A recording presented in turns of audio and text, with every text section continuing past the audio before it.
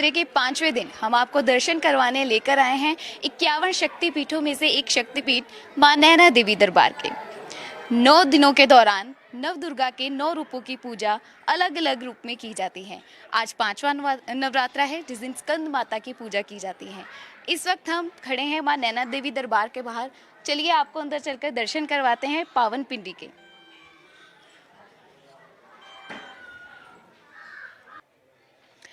नवरात्रों के दौरान आप देख सकते हैं माँ के पावन दरबार की साज सज्जा को, किस तरीके से नवरात्रों के दौरान माँ के दरबार को फूलों से सजाया गया है। इस भव्य स्वागत माँ के भव्य स्वागत के लिए फूलों से दरबार को सजाया गया है।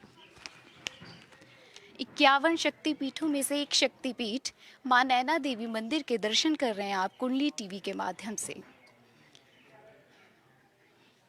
मां नैना देवी, इस वक्त हम मंदिर के प्रांगण में पहुंच चुके हैं और आप देख रहे हैं कि भव्य स्वागत यहाँ पर माता के नवरात्रों के लिए किया गया है। और नैना देवी के अगर इतिहास की बात करें तो ये भी शिव और शक्ति से जुड़े हुए हैं।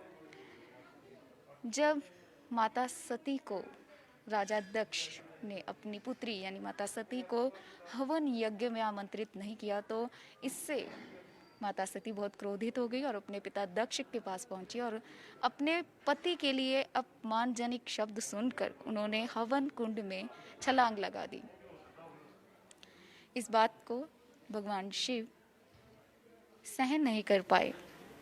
उन्होंने माता सती को हवन कुंड से निकालकर वो ब्रह्मांड में भ्रमण करने लगे। वो इस बात से अत्यंत दुखी थे जिससे ब्रह्मांड में हाहाकार मच गया। देवी देवता घबरा गए तो विष्णु जी ने सुदर्शन से सती के अंग जितने अंग किए वहाँ 51 शक्तिपीठ स्थापित हुए। मां नैना देवी दरबार उन 51 शक्तिपीठों में से एक शक्तिपीठ है जहाँ मां नैना देवी के मां सती के नैन गिरने से यह स्थान मां नैना देवी के नाम से प्रसिद्ध हुआ।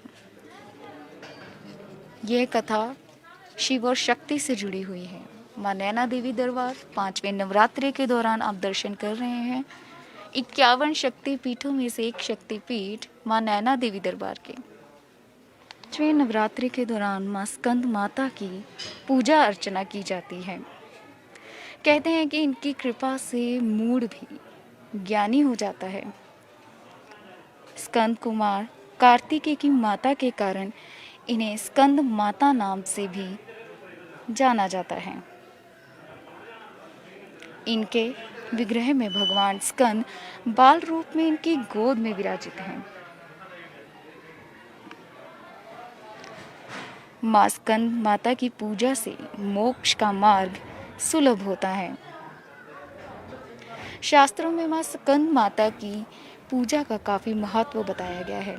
इनकी पूजा अर्चना करने से सारी इच्छाएं पूर्ण होती हैं, भक्त को मोक्ष की प्राप्ति मिलती है। मन को एकाग्र रखकर और पवित्र रखकर इस देवी की आराधना करने से साधक भक्त भव सागर पार करने में सफल हो जाते हैं।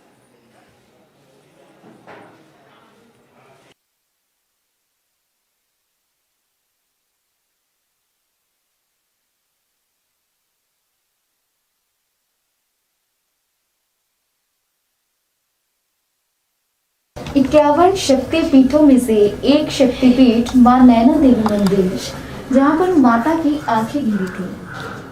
नैना देवी मंदिर हिमाचल प्रदेश के बिलासपुर जिले में है। यह शिवालिक पर्वत की श्रेणी की पहाड़ियों पर स्थित एक भव्य मंदिर है।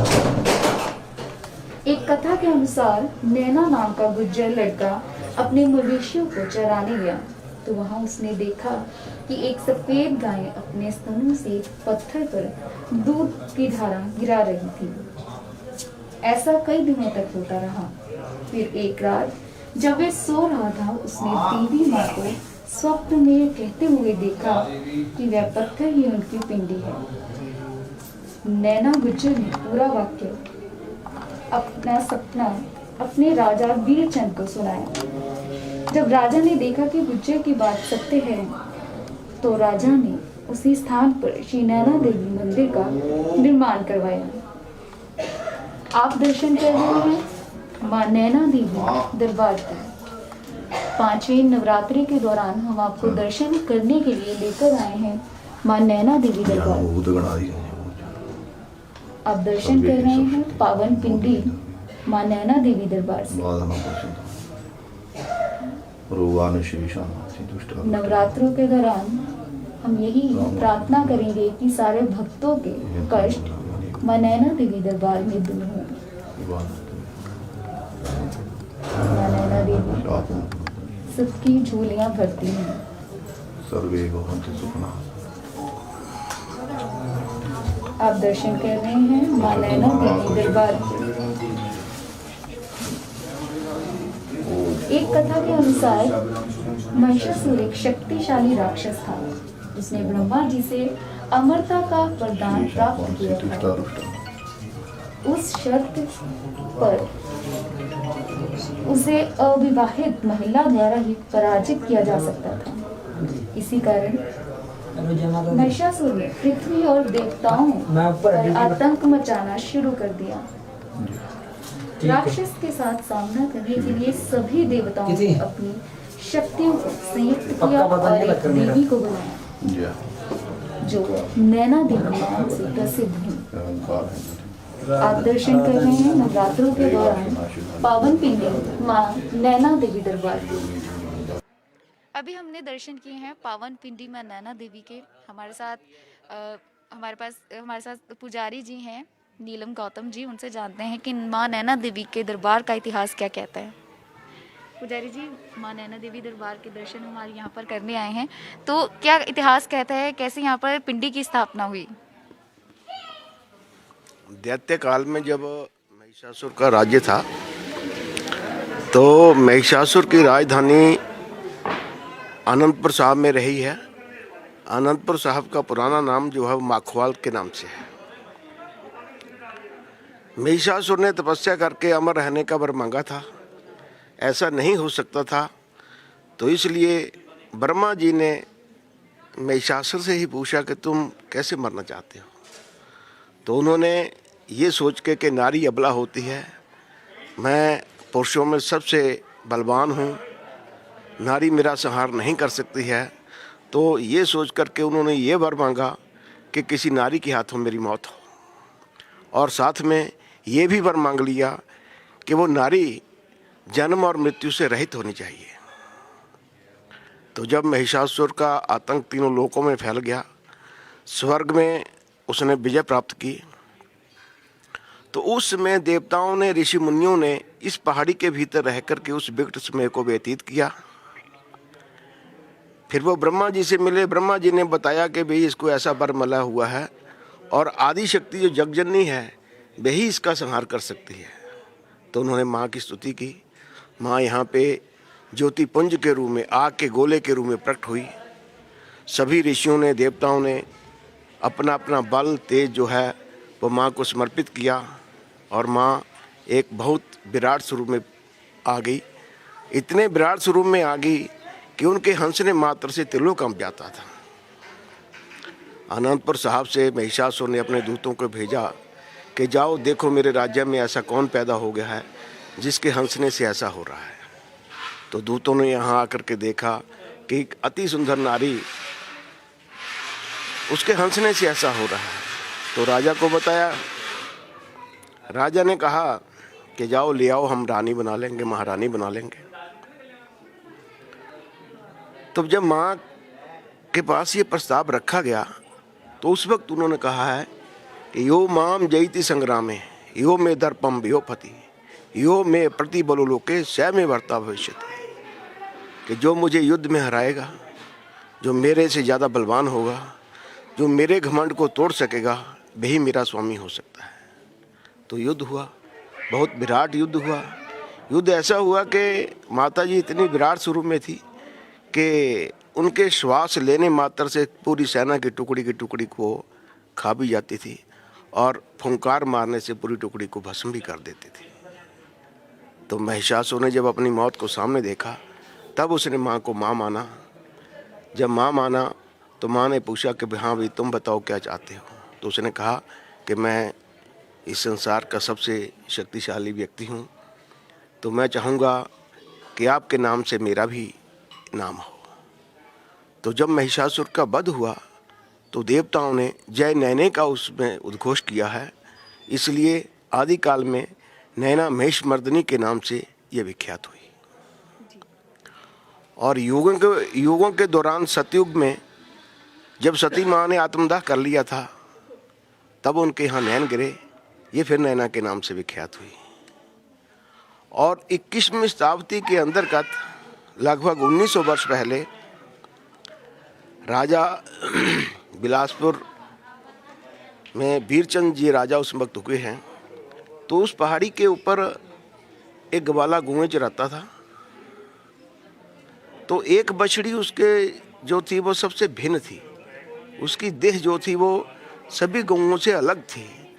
तो ग्वाला सोचता है कि ये गाय कौन सा घास खाती है जिससे भी ये सभी गौओं से भिन्न है। तो इसी बात को लेकर के वो उसका पीछा करता है। तो एक दिन वो देखता है कि वो गाय इस पिंडी के ऊपर आकर के खड़ी हो जाती है और उसके स्तनों से समय में दूध निकलता है।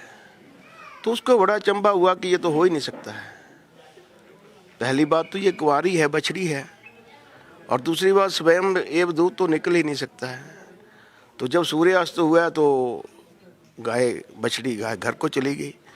ग्वाले को उस रात स्वप्न आया और उसने माता जी ने ये आदेश किया उसको कि राजा को बताओ कि यहाँ पे मेरा मंदिर बनाया जाए। सेम नाइट राजा को भी ये स्वप्न वहीं पे स्वप्न आया। तब राजा ने इस मंदिर का पुनर्निर्माण किया है। ये लगभग 1900 वर्ष पुरानी बात है। तो उस ग्वाले का नाम नैना था, ये फिर नैना के नाम से विख्यात हुई। ये तो इसका इतिहास है। आज भी यहाँ पे 2 चमत्कार हैं। एक तो जब ज्वाला माँ यहाँ आती है तो भक्तजन जो उसमें यहाँ उपस्थित होते हैं वो साक्षात ज्वाला माँ के दर्शन करते हैं। बारिश होती है, तूफान होता है बहुत विशेष, तो भक्तजन हवा में ऐसे हाथ करेंगे तो 10 की 10 अंगुलियों में 10-10 ज्योतें जल जाती हैं। दूसरा है कि यहाँ पे गुरु गोविंद सिंह जी ने 1.25 लाख मण सामग्री से यज्ञ करके माता जी से यहाँ पे शक्ति के रूप में उनको खड्ग प्राप्त हुआ है। फतेह का वरदान उनको यहीं से मिला है। चंडी की वार सिखों का मुख्य ग्रंथ है, वो भी उन्होंने यहीं से लिखा है। और यहीं से यज्ञ पूर्ण करने के बाद उन्होंने अनंतपुर साहब में जाकर के सिख पंथ की स्थापना की है। जय माता दी। जय माता दी। यहाँ पर हमने पुजारी जी से बात की और पुरातन जो कथा है उसके बारे में जाना, साथ ही साथ इतिहास के बारे में जाना और समय समय पर जो चमत्कार अभी भी हो रहे हैं उनके बारे में जाना। आप दर्शन कर रहे हैं माँ नैना देवी दरबार के। आज हमने आपको दर्शन करवाए हैं 51 शक्तिपीठों में से एक शक्तिपीठ माँ नैना देवी दरबार के। कहा जाता है जब भक्तजन अपनी आँखों के स्वरूप में यहाँ पर आंखें चढ़ाते हैं तो उनके आँखों के रोग मुक्त हो जाते हैं। माँ नैना देवी सबकी आस्था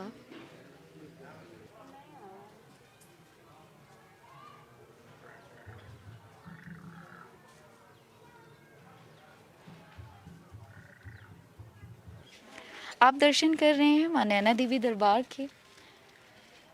नवरात्रों के 5वें दिन हम आपको कुंडली टीवी के माध्यम से दर्शन करवाने लेकर आए हैं माँ नैना देवी दरबार के, जहाँ से आप देख सकते हैं एक भव्य नज़ारा। यहाँ पर आप देख सकते हैं कि यहाँ से सीधे दर्शन किए जा सकते हैं अनंतपुर साहिब के। अनंतपुर साहिब जी के दर्शन आप यहाँ से सीधे कर सकते हैं। कहते हैं कि गुरु जी ने यहाँ पर आकर शक्ति से वीरता का वरदान मांगा था। उन्होंने यहीं पर तपस्या की, यहीं पर विजय प्राप्त करने के लिए माँ से आशीर्वाद प्राप्त किया। माँ नैना देवी दरबार, आप दर्शन कर रहे हैं माँ नैना देवी दरबार के। हालांकि कोविड के चलते यहाँ पर भक्तों की भीड़ कम है, लेकिन भक्तों की आस्था उसी प्रकार से है। बच्चे बूढ़े सभी यहाँ पर दर्शन कर सकते हैं। माँ नैना देवी सबकी मनोकामनाएं पूर्ण करें।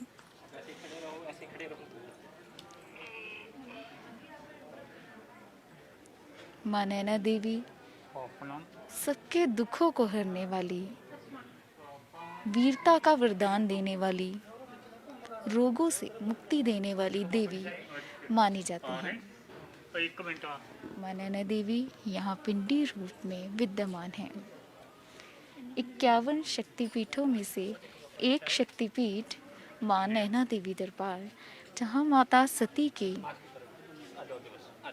आंखें गिरी थीं,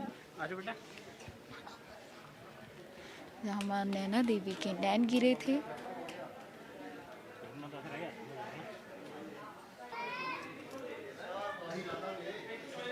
नवरात्रों के 5वें दिन हमने आपको दर्शन करवाए माँ नैना देवी दरबार के। कल 51 शक्ति पीठों में से एक शक्तिपीठ के फिर से आपको दर्शन करवाए जाएंगे कुंडली टीवी के माध्यम से। कल फिर से मिलते हैं। जय माता दी। मैं नेहा शर्मा, कैमरामैन सतनाम सिंह के साथ कुंडली टीवी।